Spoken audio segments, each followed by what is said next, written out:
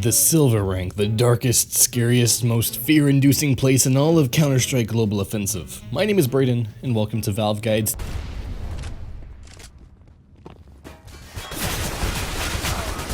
Today, we will be going over 10 reasons why you still may be stuck in Silver. Of course, if you are not in Silver, you can still easily learn from this video, but if you are in Silver and you do some of these things, these are 10 ways that can help you crawl out of being Silver. And also, keep in mind, these are not in any particular order. So starting off with number 10, you are not playing with friends or teammates consistently. CSGO is a multiplayer competitive game, so just like any game with a team, whether in a video game or real life, you gotta work with people, and generally playing with the same people comes with the benefit of understanding each other more easily and effectively. If you are not playing with people that you know as opposed to randoms, given that you both take the game semi-seriously, you are pretty much bound to play better with each other, and you're going to be able to pull off a lot more coordinated strats than if you weren't. Moving on to number 9, you are not practicing and tuning your game sense. You cannot expect to progress in CSGO if you don't practice and learn from your mistakes. Practicing your aim, reaction time, and smokes are all important factors to improve in CSGO and to get out of Silver. After playing a game, it's always a good rule of thumb to go back and rewatch parts of the match and look for mistakes on your part and make an effort to not replicate them next time you play. If you want to get out of Silver, you got to be willing to put in the effort, practice, play, and acquire a game sense. Learn from your mistakes, just like any other sport. CSGO is no exception.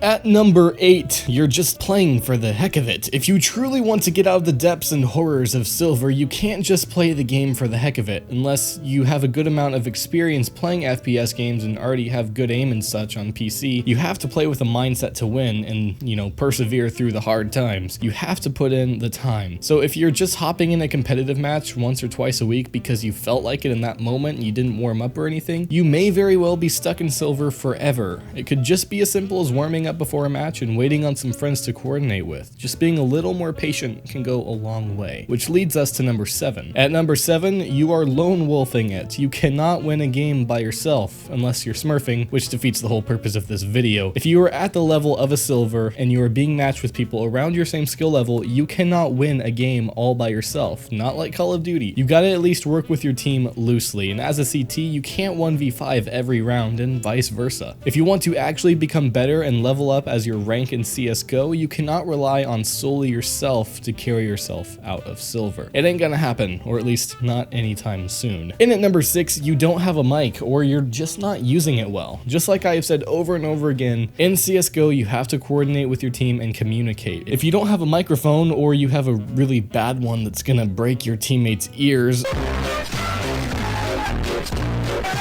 in order to do most of what we have on this list and what we're going to continue suggesting, you have to be able to speak to people clearly. And not only that, some people have microphones, but they choose not to use them, which blows my mind. Even further, there's people who have mics but use them only to blare their music. Come on, bro, just stop. Use your microphone. It's supposed to be used not like that. And if you don't have one, then there are pretty decent cheap options where you can go buy one. It doesn't have to be a super nice microphone that you have to use for commentary on, say, a YouTube video. It might be worth the investment if you want to get out of Silver. At number 5, you don't know your spray patterns. This goes along with practicing outside of just playing competitive games, except spray patterns are so important that we decided to give it its own number. If you want to win firefights and games, knowing the rifle spray patterns is absolutely, it's a necessity.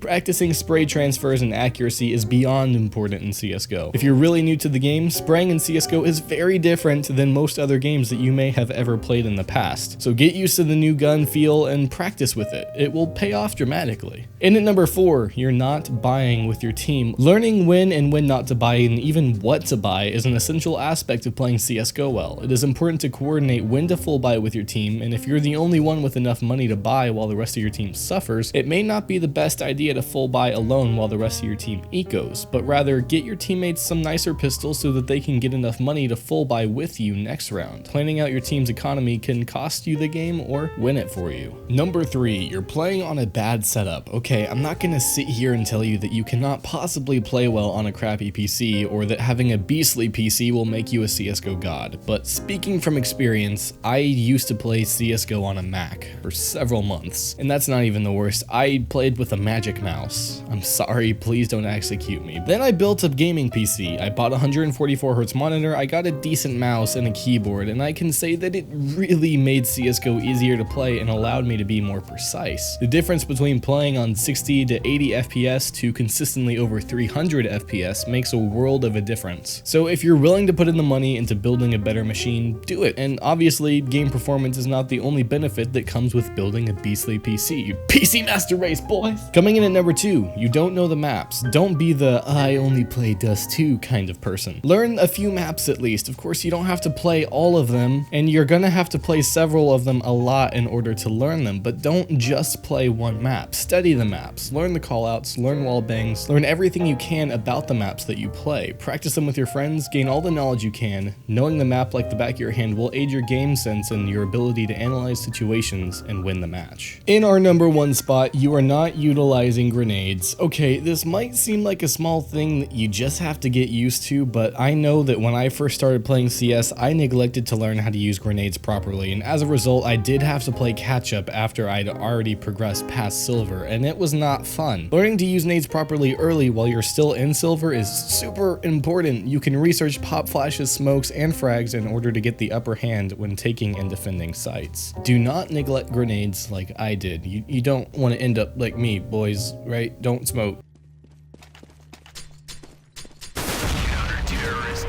Well guys, that just about does it for this video. If you enjoyed it, leave a like. If you want to see more videos like this as they happen, subscribe. If you want to enter in some dank giveaways, you can follow us at Ultra Guides on Twitter. If you want to hang out with me and some of the Ultra Guides members on Discord, you can join our server. Guys, thank you so much for hanging around this long. I wanted to take a bit and thank all of you for the amazing 100k subscriber messages.